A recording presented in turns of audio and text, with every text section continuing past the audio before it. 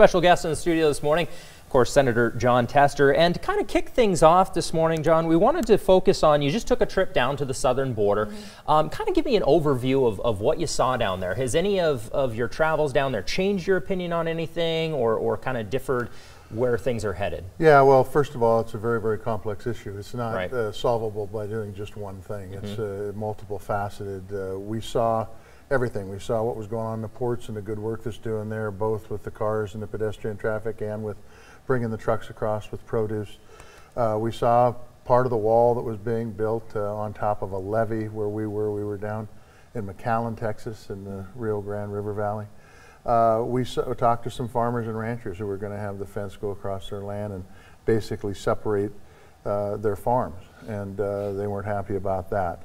So, I mean, overall, I think what we need to do is, in regards to places like El Salvador and Guatemala and even Nicaragua to a certain point, we've got to figure out what the push factors are and try to stop those people from leaving those countries to begin with. I can't help to think that somebody from Guatemala wants to make a month trip walking through Mexico to get to the southern border.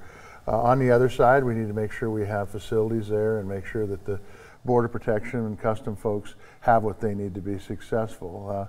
It's a very complex issue, but the truth is, I think if we work together, if we look at what's worked in the past, and there are plenty of examples of what's worked in the past, and move forward using those methods, I think that we can come to a conclusion that works and keeps our border secure, which I think is critically important. Here's the problem with the wall.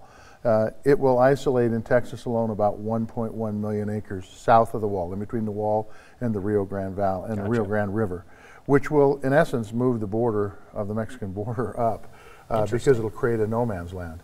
And this is very high valued land. This is river bottom land. They grow lettuce and melons and cilantro, everything that's produce oriented. And so we've got our work to do. And I think if we work together, we can come up with some solutions and help support common sense methods to keep our border secure. Right.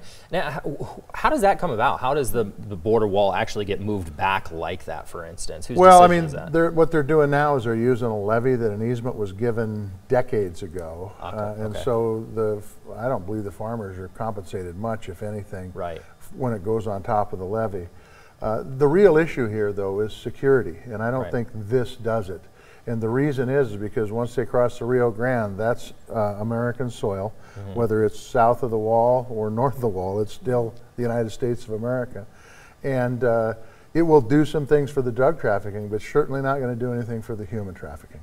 Gotcha. Okay. And moving on, talking about funding for the border wall, has anything been decided on where funding will come from for the border wall?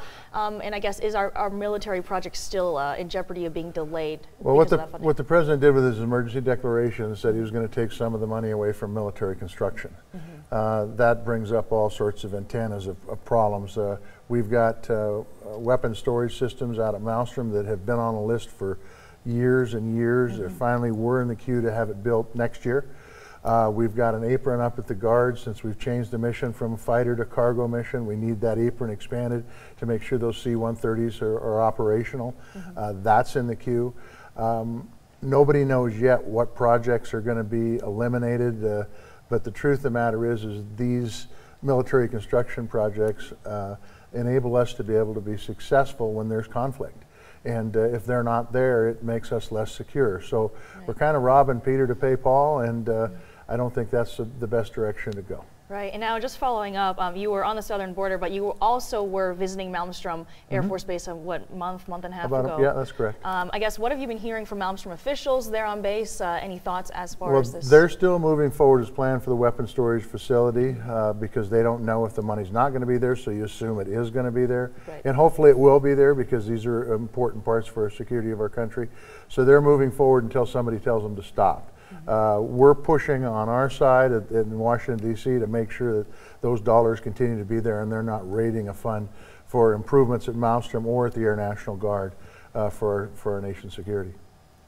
Awesome. Well, I think that kind of sums up things. Real quickly here, you know, President Trump did make some comments about border security and how it's a little bit more important than, say, trade. What is your thought on that, and what are some of the impacts that Montana farmers could see? Well, I think we can have both. I mean, the truth is that security is important, but trade's also important. Our economy needs to be robust, or security is put at risk. We can have both. As I said earlier, it's a complex issue, but the bottom line is, I think if we focus on what we did in Colombia a few years ago, and that is work to keep people in Guatemala, in Salvador, in Honduras, I think that's really where we should be focusing, plus making sure that our border security, using technology, using manpower. That's what happened when the unaccompanied children came a few years back. They used technology and manpower. Governor Perry of Texas stepped up, and they sealed that border off pretty effectively without utilization of a wall. So there's other options out there that, by the way, are much cheaper than a wall at $24 to $32 million a mile. Gotcha. But we can still have trade. We need to have trade. Right. It's about $1 million a day with Mexico, or maybe even more. That might have been $1 billion. I can't remember, but it's huge dollars coming across the southern border every day. Right. And we need to make sure that trade's there. Montana in particular ship a lot of barley to Mexico for malt, and plus we utilize the Pacific Rim and Japan in particular. So trade is really important for our agricultural producers in the state of Montana. Right. Well, I think that answered all our questions. So again, thank you so much, Senator Jon Tester, for coming on in this morning and kind of giving us a recap of what we've got going on there. But